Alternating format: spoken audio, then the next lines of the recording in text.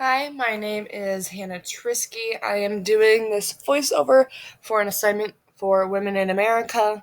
I was assigned Mercy Otis Warren because my last name starts with a T. So now I will be giving you guys a little information about her. So, personally, I recognize this name because I really enjoy history, but I didn't know much about her, so I was intrigued to learn some more. She was born in 1728.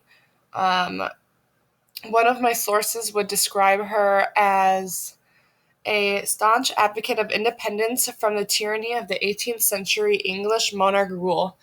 And that sounds like a lot of people were fighting for that in the Revolution. And so it's good to hear that, there was more than just a few women involved and that she really stood out. Um, she has many qualities that women wanted to have, but that were not very common during this time.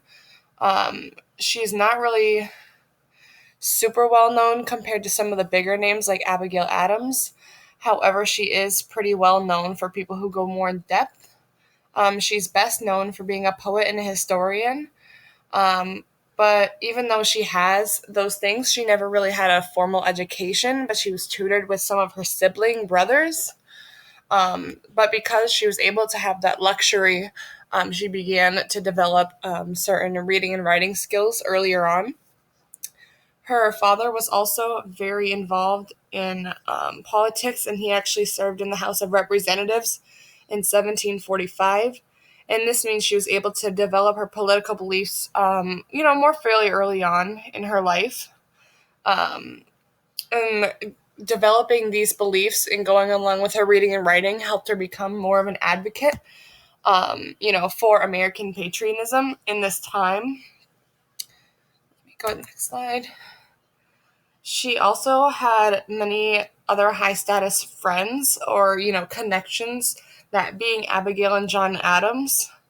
And obviously, they're pretty well known in early American government.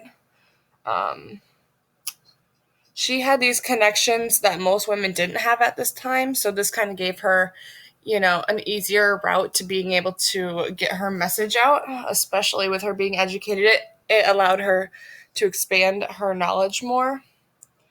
Um, she ended up marrying James Warren, and they moved to Massachusetts together to have children, where her husband also became very active in being engaged in the local politics, so that also helped her exposure.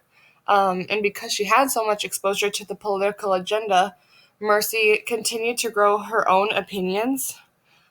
She's known for hosting certain gatherings, like of holding political activists in their home and supporting some of the earlier protests that happened in America against the British government. Um, for example, one of them being the Boston Tea Party, where people fought against the taxes that were being imposed, from the Stamp Act. And something unique to Warren is that she wrote and produced numerous plays and poems that related to American patriotism. So it wasn't just her saying stuff, it was her reading and writing stuff and like letting that out for the world to see, which, is a big deal back then. These plays tended to be more satirical, though, and they often criticized the British government leaders, so they did not like that very much. But for a lot of people to hear women talking about like the reforms that were needed to improve the government was really an eye opener, and kind of influenced other women to get involved. She's recognized around our nation through numerous monuments, like you can see in this picture, from the Smithsonian website, and to her still referrals to her earlier American work. She's one of the women leaders or more well known women that had to participate in the American Revolution, and I think that's really cool.